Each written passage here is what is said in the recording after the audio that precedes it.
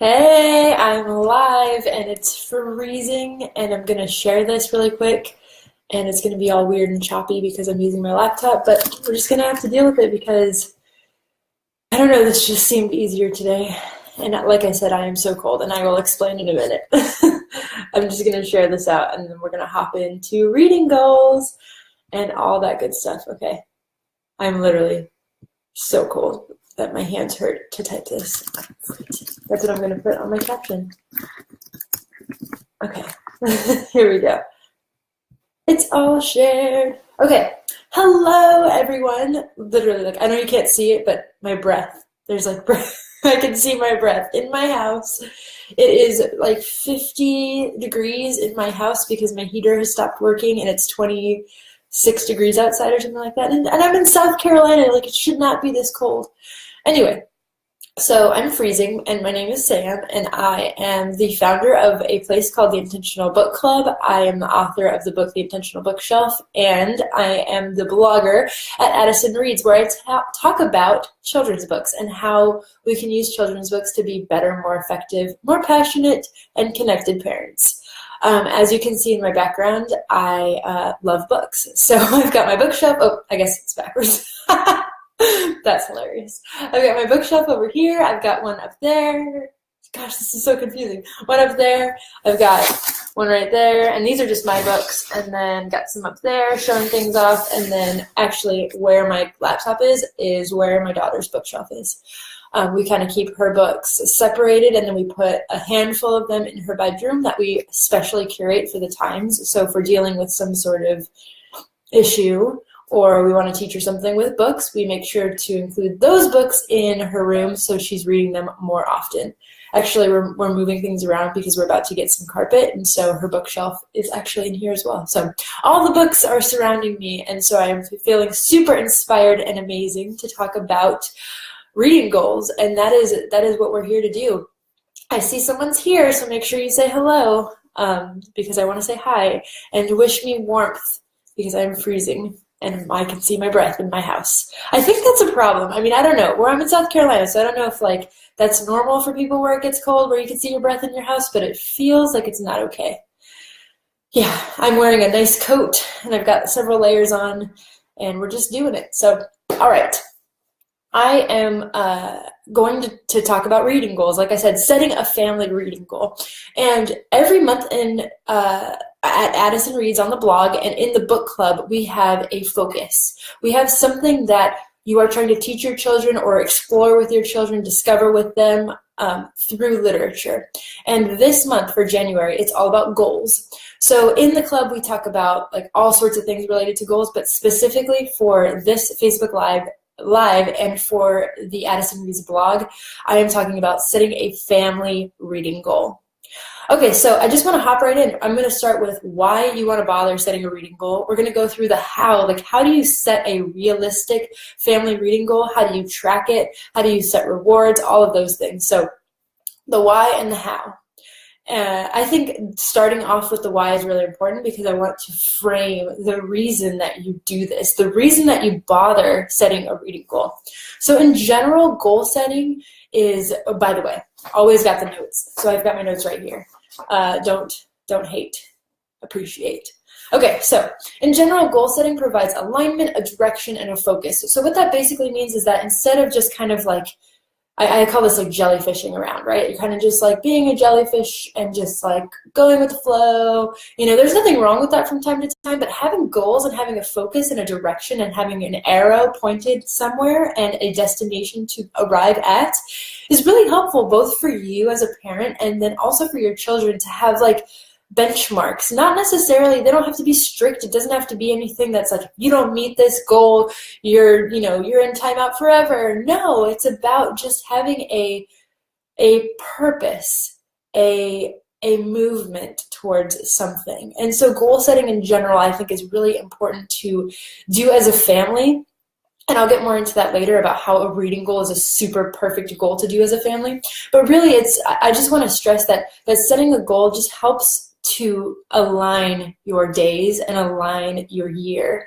And as long as those goals are an extension of what your core values are, they they have the opportunity to really heighten the way that you live your life. And so if reading is important to you, and if you want to teach your children to read, and you yourself want to read more books, setting a reading goal will help you get there, because it is a part of your core focus, right? So making sure that that becomes the forefront of your year, the forefront of your months is helpful. And like I said, if you're here, say hello, because I want to say, I want to have a conversation. It's way more fun than just talking to myself. Okay, so for intentional families, setting a reading goal helps to center your daily or yearly focus, like I said, on something that actually matters. And I wrote this down in my blog post, and I wanted to read this quote specifically. A solid, purposeful reading goal does not look like I want to read more books this year. It looks like I will read 100 quality, intention-filled books collectively as a family this year. So what is the distinction? First and foremost, the first one that says I want to read more books, what does that even mean? What is more? You need to be quantitative. You need to have a number, a realistic number. And in the how section, we'll go through how do you determine what is a realistic number. But you, first and foremost, you have to set a number for yourself to strive towards. And then the second part of that was the distinction, is that it's not about just reading 100 books, right? There was that little caveat in there, that little extra detail that said that they are quality and intention-filled. And my whole philosophy with the intentional bookshelf and everything that I talk about with regards to children's literature and reading with your kids is all about, it's not about reading books with your kids. I mean, that's a part of it, right? That is the gateway to the connection and the gateway to conversations and explorations of topics and things like that. But it is about setting and choosing books that actually have a purpose. And so when you're setting your reading goal, don't focus so much on the number. Focus on, we're going to read, we're going to be super intentional this year about the books we read, and we're going to read 25 extremely intentional, purposeful books that are going to get us somewhere. So we want to teach our daughter to be polite and kind and not to hit and things like that. So we're going to make sure we read books like No Hitting, right? So this book is all about not hitting. So we're going to make sure we read this one. Or we're going to read a book. Sorry, I just happen to have these here because they're kind of highlighted in our life right now. Please, Mr. Panda, being respectful, being kind. And so, we don't just choose books randomly. Even for our reading goal, we don't. It's not about the number.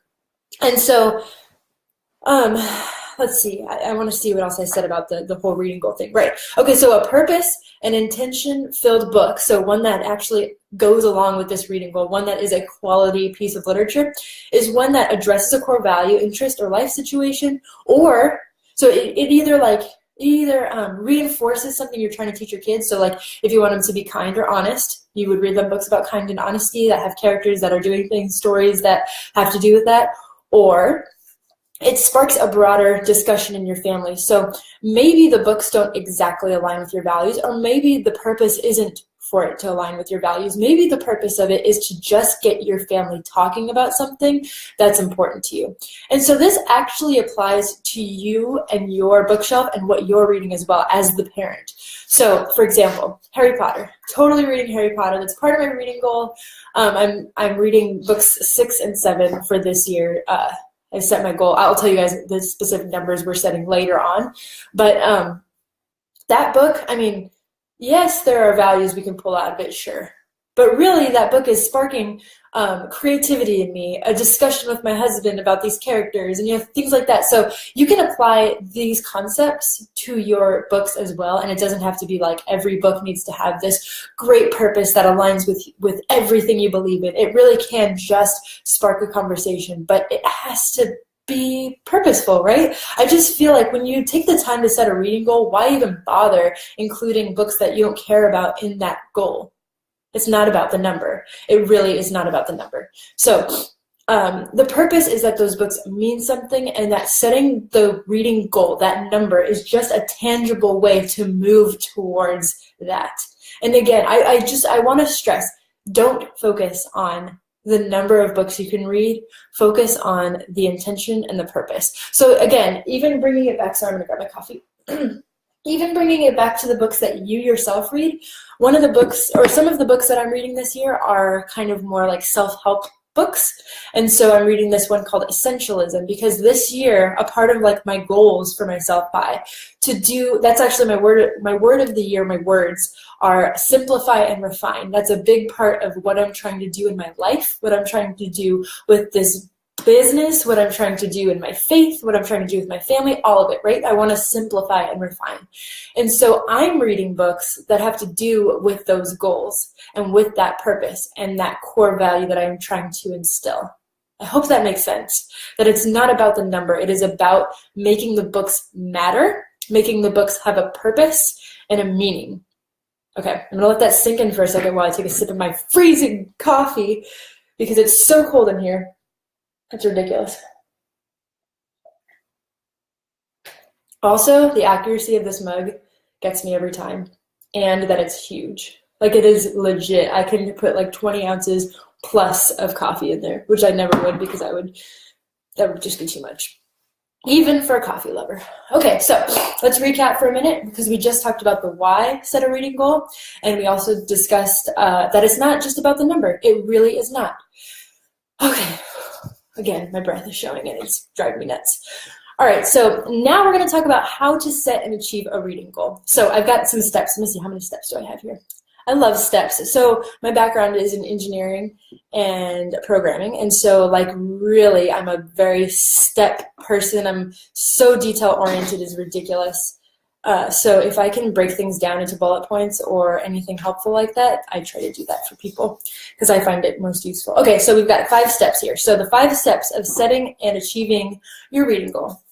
So the first step, choose a realistic number, people.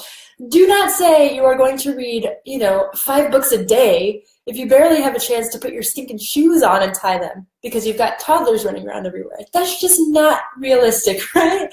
Like you don't want to set your goal so high that you never achieve it because then you're just going to be so like discouraged, and if you include your family members in this, like they're going to be discouraged too because they're going to say, wow, my parents and we as a family set this goal of reading 500 books and we're not even close. And then they're just going to feel like the goal is so far away that they're never going to reach it. So set a realistic goal. And I'm not just going to say that, I'm going to show you how to do it. So how do you set a realistic goal? Here's some questions you can ask yourself. How much time do you have to read with your child every day? Maybe you're only reading at night. Maybe you're reading, at every meal. Maybe you read before nap time and bedtime. Maybe you read in the morning and you read at night and you read, maybe you homeschool them. So you're just like reading books all day. Okay. So whatever your situation is, fit the goal into that. Don't try to change things because unless you are able to make the time and the space to change it, it's going to be hard, right? So how much time do you have to read right now with your kids, and when are you reading with them? How much time do you have to read per day? So, as I said in the intro of this is a family reading goal. This means that you're including the books that you're reading, you're including the books that your spouse is reading if you have a spouse, and you're including the books that all of your children are reading. So, how much time do you have to read? For us, I only read at night. Most of the time. Today I read a little bit in the morning, but most of the time I only read at night and I have about a half hour because then I'm like super tired. So that's realistic, right? I just want to know, like, how often can you read? Do you have 10 hours a day to read? Great. Put that on your, write that down so that you know. Okay. How many books do you typically read during an average reading session? So thinking back, we read once per day, let's say, or we read two times per day with our kids. So we read at nap time and read at bedtime. And during those times, we typically read about 2 books. So per day, you're reading 8 books, right? No, I did that wrong. You're reading 4 books. You're reading 2 at nap time and 2 at bedtime. So per day, you can read 4 books. Okay. Another thing to take into account is what are your children's reading levels? And this kind of goes back to how many books you typically read per day. But, if your kids are getting to the point where they're reading on their own, so they might not be getting through books as quickly, right? So they might be reading 1 book, for an entire week. So take that into account because really we don't want to push our children so hard because, again, it is not about the number. It is about sitting down and reading the book and getting something out of it. So if we don't give them the chance to really read the book for what it is and just be like, okay, hurry, you have to read this book super fast. You have to, we have to make our reading goal. Then it's going to be about the words and it's not going to be about the content of it. I remember actually as a kid kind of thinking back, like I found pride in reading quickly, but then we had these things called like AR reading tests. I don't know if they still do that in schools, but you would have to take a test on the content of the book. And oftentimes I found that those books that I just like, charged through, I didn't get the story out of it. And so like, if you're finding that your kids are doing that because they're trying to meet the goal, adjust. Take into consideration how quickly they read, and don't try to push them to read faster. It's not about reading faster. That is a learned thing. You will read faster as you read more. That is just how it is. It's a skill. Reading is a skill that you also, as a parent, will cultivate doing a reading goal. So like I said, when you set the number, take into account all of these factors. Take into account the parents who are reading. Take into account every child, and also your reading goal number is not a number of unique books. So what I mean by that is we reread books constantly, and that is a part of like the intentional bookshelf, and the purpose of it is that you're reading books that have like those super values that you're trying to instill in your kids, and you reread them and you reread them and you reread them because it ingrains it in them. It reinforces it over and over and over again. So for example, Please Mr. Panda, we've probably read this book 100 plus, maybe 200 times. And that's okay. And guess what? If we only read this book every single day for the whole year, we would make our reading goal, because it's not about like uniqueness. Okay, so I'm going to give you the breakdown in the numbers of our family because that's helpful and important. So we read once per night, or once per day. Typically, we read at night before bedtime. Sometimes we read more, but that's not. It doesn't. We don't have to include all those other little times. It's about setting just some realistic goal. So we read once per night, and sometimes we read 1 to 2 books. So I'm going on the lower end because I want to make it so that we can achieve it, right? So, a couple nights in a row, we don't get a chance to read, or we get sick, we don't have to feel like, oh, we have to go make up and like read 5,000 books right now. So we, let me see, I broke it down because like I said, engineering here. So we said that we read 1 book per night with AJ, or 1 book per day, which again is probably less than we actually do, but we'll go with that. So it's 365 books for Addison. My goal is to read 20 books for the whole year because I can read, again, I read about 30 minutes a day, sometimes more on the weekends. And so I think reading an average of a little less than 2 books a month is realistic. And then my husband, let's see, what did he say? He is focusing on his technology skills and going to college. So his reading goal is less this year, so he's reading 2 books. So if he reads those 2 books, great. So our total reading goal, 387 books. Now again, I want to stress that is not unique books. I might reread some of the books that I've read in previous years because even for myself, reinforcing those values and the things that I'm trying to learn, I'm going to include that in my goal. I'm just going to do it. All right, I'm going to take another sip of coffee before we head on to step 2. And by the way, this is going to be a long live video because I'm just doing 1 of these a month. I am making this content super packed because the purpose is that every month you're focused with your family on one thing, and this month is goals. I cannot believe how cold that coffee is. It's like iced coffee with no ice. Okay, so step 2 is choose the first few book titles. And the reason that I would like you to do this is because instead of just saying, okay, we're going to read those 387 books. So we're going to read them. It's like, you could just sit around, and it's so easy to set this huge lofty goal and then not know how you're going to achieve it. So this is kind of breaking it down into like smaller, more digestible chunks. Okay, so I think I choose chose the first like 4 or 5 books for myself out of my 20.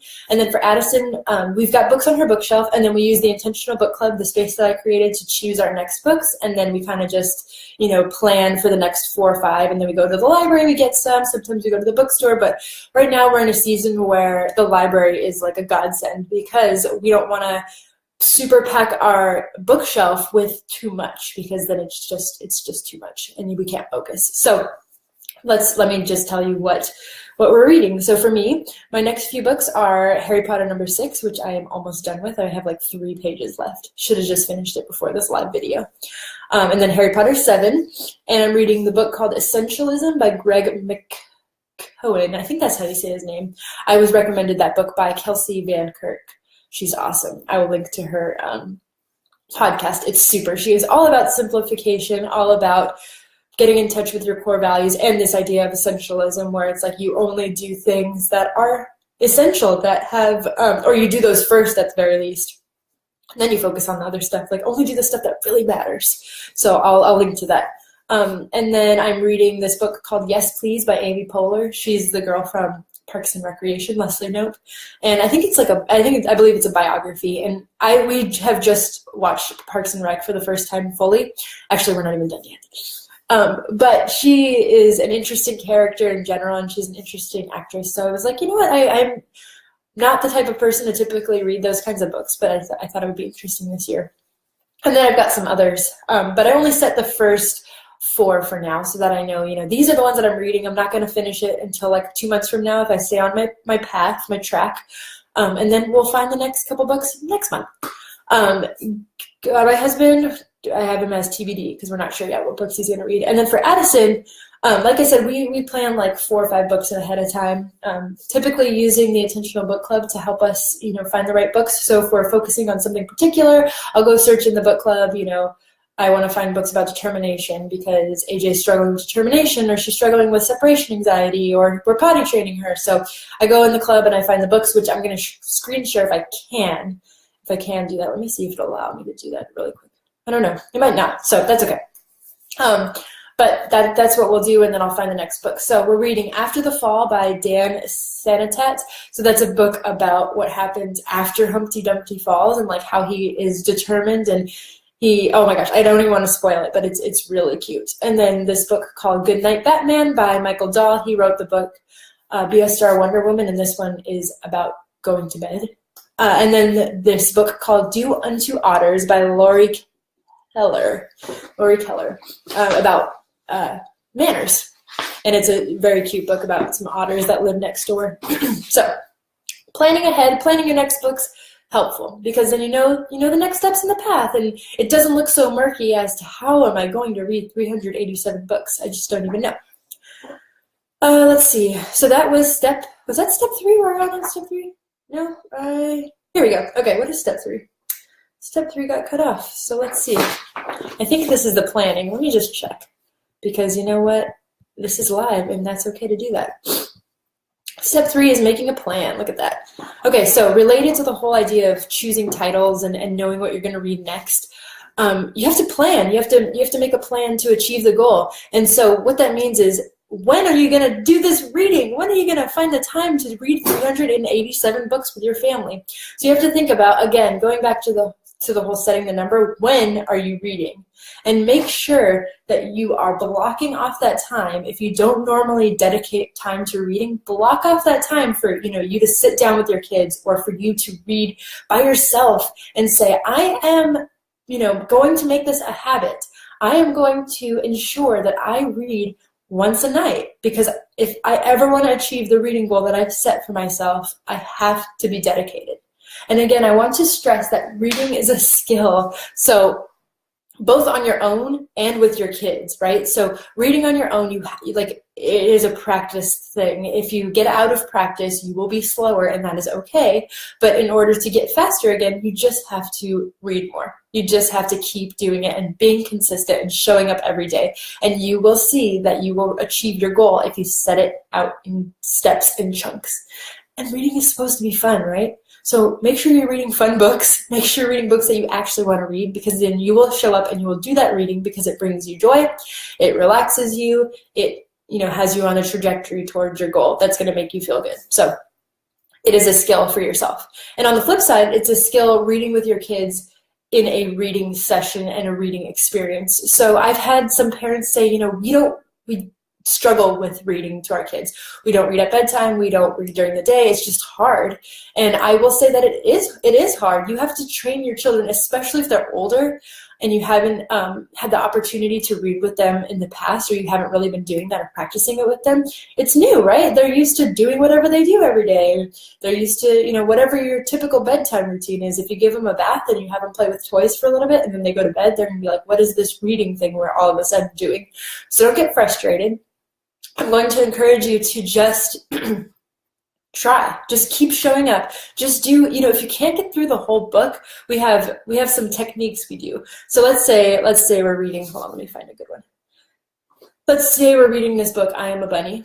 Okay. It's a little bit longer for a board book. And, my daughter sometimes she's done with it, right? So every once in a while, I'm not suggesting this for all the time, we'll skip a few pages and get to the next page. So I just skipped 3 pages, and it's kind of, you didn't really notice, but we get to the end of the book, and that's we read it. Okay, I'm going to call that a reading session. I'm going to call that good because we tried, and like I said, it doesn't have to be perfect. It's not about perfection. Oh my gosh. Again, I have to stress that Kelsey Van Kirk, her podcast is like changing the way that I'm thinking about things. So she was talking about setting habits and how when you initially set a habit and you have this goal and routine around this, it's not about doing it perfectly. It's just about showing up and doing, just trying and just showing up consistently. So if you just read 1 page of your book that night because your kids are going crazy, at least you read that 1 page and you showed up. So for day 2, maybe you'll get through 2 pages, and maybe you'll get through 3 pages the next time. Just keep trying because it's a skill. It is something you are training your children to understand. Like, this is what we do now. This is what we do at night. And this, include them in that conversation. Let them help you make the plan. If they're like, I don't like reading at night. I want to read in the morning before I go to school if they're older, right? All right, let's do it. Let's read before school. Let's get up a little bit earlier and let's read before school. Let's make a plan. Let's stick to it as a family.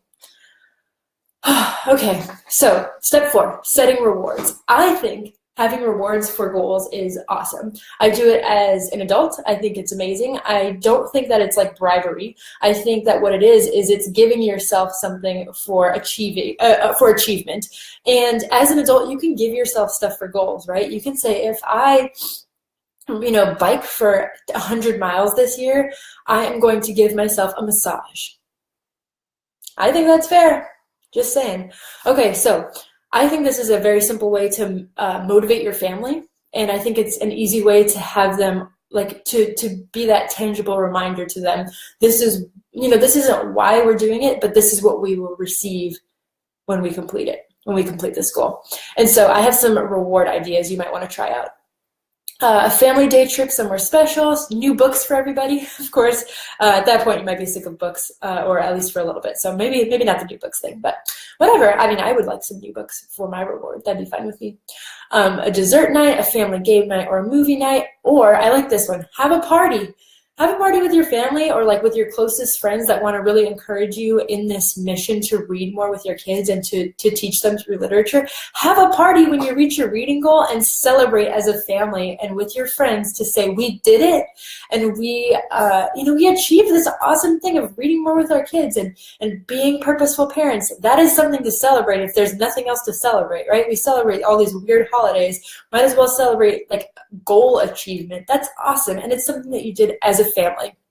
And I'm going to get to that part. At the very end of this, I want to say something about the value of doing this as a family. But really quick, we're going to go through step 5, which is tracking your progress.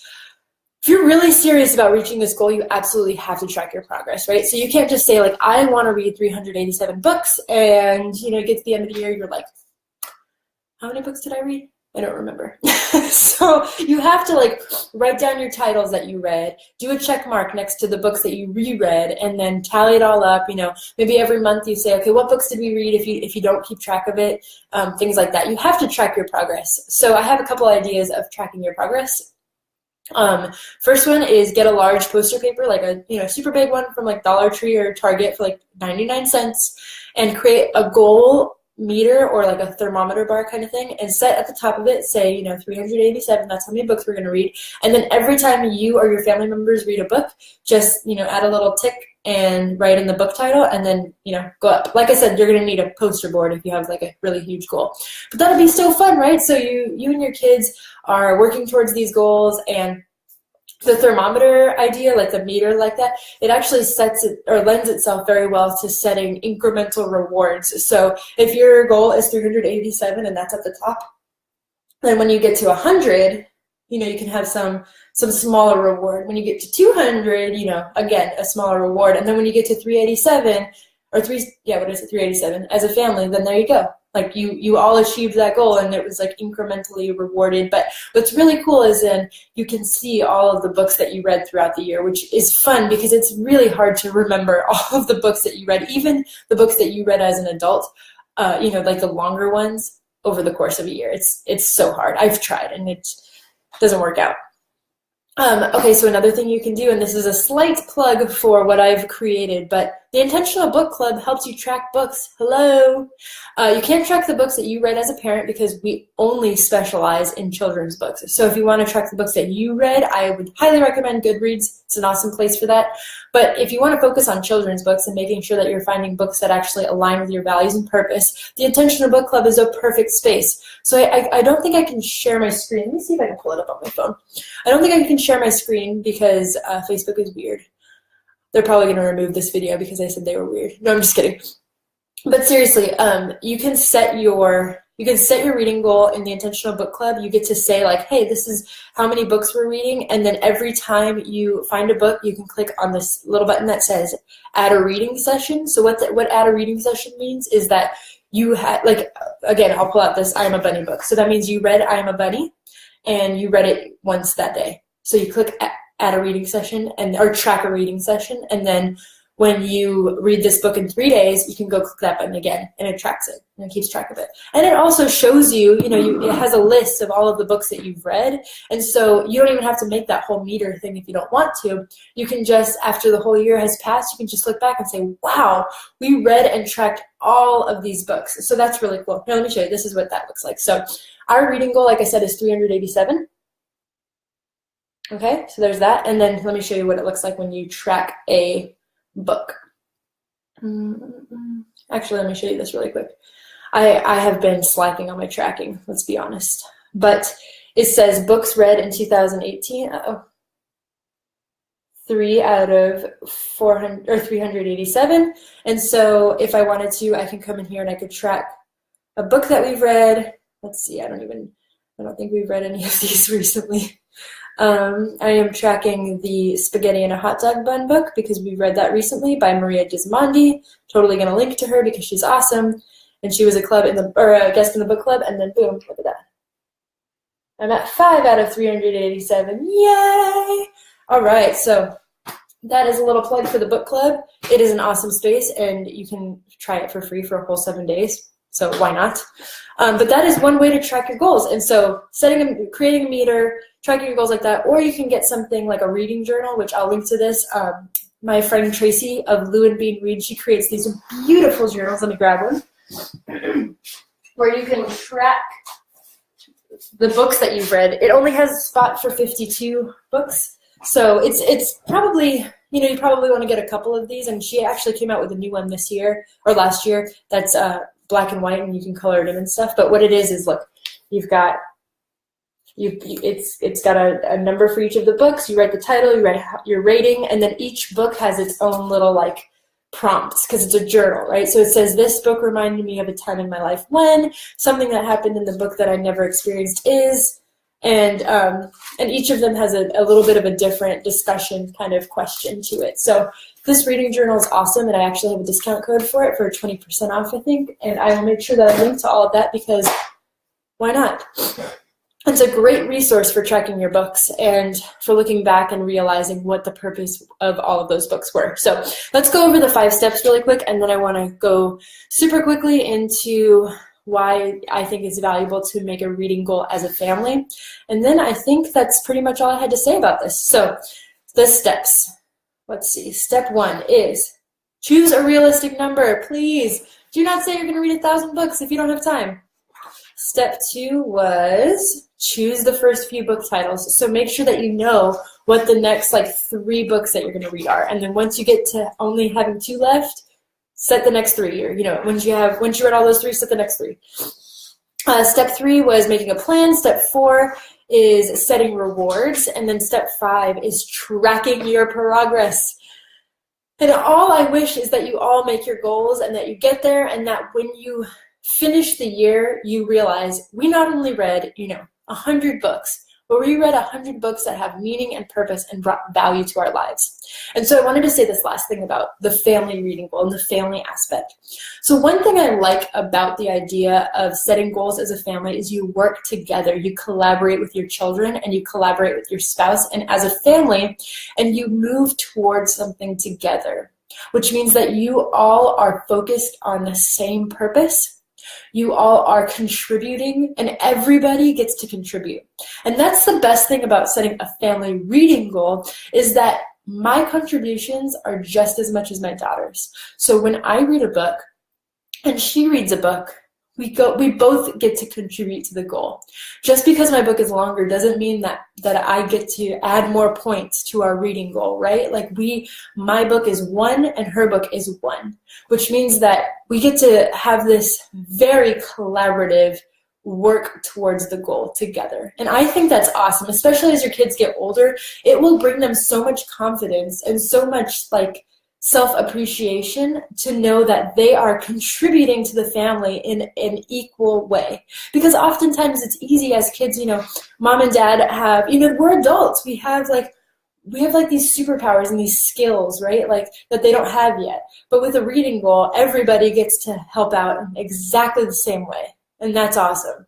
I think that is something that cannot be overlooked in terms of value. So that is pretty much all I had to say about this topic. Setting a reading goal with your family, the whys, the hows. If for some reason you're only seeing this at the very end, go back to the beginning and learn it all, because I know that it will be beneficial to you and I know that you will love it. And I want you all to tell me what your reading goals are, how I can support you in getting there. Do you need to know what your next 3 titles are? I will help you out. And this is my last little plug because I have to say it. So as I mentioned in the beginning of this video, Addison Reads, the blog, and the Intentional Book Club, and all the things I do are very time-based. So every month I have a theme across all of my stuff. So in Addison Reads, I do 1 blog post a month on the theme. And like I said, January's theme is goals. In the Intentional Book Club, we do a monthly theme in there. And in that theme, when you are a part of the book club, you get a bundle of things related to the theme. You get a guest interview, access to a guest interview, which is an author, an illustrator, a parenting expert, someone that somehow relates to the theme and will enhance what you can learn about it. You also get 5 plus, sometimes more. When I go a little crazy, I give some more book recommendations for the best books out there, the best children's books out there related to the theme. So if you really want to explore the topic of goals with your family, you would go into the Intentional Book Club, go into the monthly theme, and you would see the 5 best books that I've chosen that really have to do with goal setting. And in this case, they were focused more on determination and follow through, how to teach your children to not only set a goal, but to follow through and achieve it. Okay, so I give you the guest interview access, and then you have the book recommendations, and then I always put together at least 3 activities you could do with your children that relate to the theme. And so I'm not going to give away what it was for the goal setting one, but there are activities that are either guided or suggested or described that you can print out. You print out this whole bundle if you want to, and you can discover and explore and go deeper with your family related to these topics. So in the sense of goals, you might create like a goal tracking thing, but I'm not going to give any more details. And then every month you also get a video lesson that you watch with your family. It is not just for the parents. It is something, and all of my Intentional Book Club members can attest to this. These videos are hilarious. They are geared towards your children. They are not meant just for family, for adults, whereas this video is more focused on adults and encouragement and teaching you to, do more with your children. These are like literally for your kids. I mean, I'm just going to say this. I use puppets and like little toys all the time. So they're for your kids and for you too. But so, and then every month on top of all of that awesomeness, there are 2 digital badges you get to earn with your kids. You get to earn the monthly badge, which says, hey, we learned the topic of goal setting and we did it as a family. And this is like our badge of achievement that we've earned to show that we worked through all of this together and we explore this topic as a family. And then the other one you get to earn is a badge for the guest, the guest of honor for that month. So if that sounds awesome to you, which it probably does because it is awesome, you have to go and sign up for a free trial of the Intentional Book Club. Literally, you'll get access to the whole thing, all the things, the book recommendations, the monthly themes, all of it, for a whole week for free. So to do that, you just have to go to www.bit.ly/TIBC-signup. Don't even try to remember that. I'll just write it. I'll just link it up. So go there, sign up for your free trial, try it out, explore the topic of goals further, and then go into your profile on the book club and set your reading goal, and then start tracking, start achieving it, and set rewards for your family. And learn something with books this year and make that a priority. That is what I hope you do. I appreciate you if you watched all the way this far because that means that you're my kind of person and I want to give you a big squeeze. I am going to try to go get warm because I am freezing. And if you're watching this on the replay, I think you're awesome because you watched it on the replay and you didn't even watch it live. And if you're watching this, not even on Facebook, if you're watching this on the blog or on YouTube or wherever I decided to put this, you're awesome too. Thank you from my heart to yours. I will link everything I talked about, and you are spectacular. And all I want to do is encourage you to be the best, most present, most impactful parent you can be, and do that all through children's books. Talk to you later.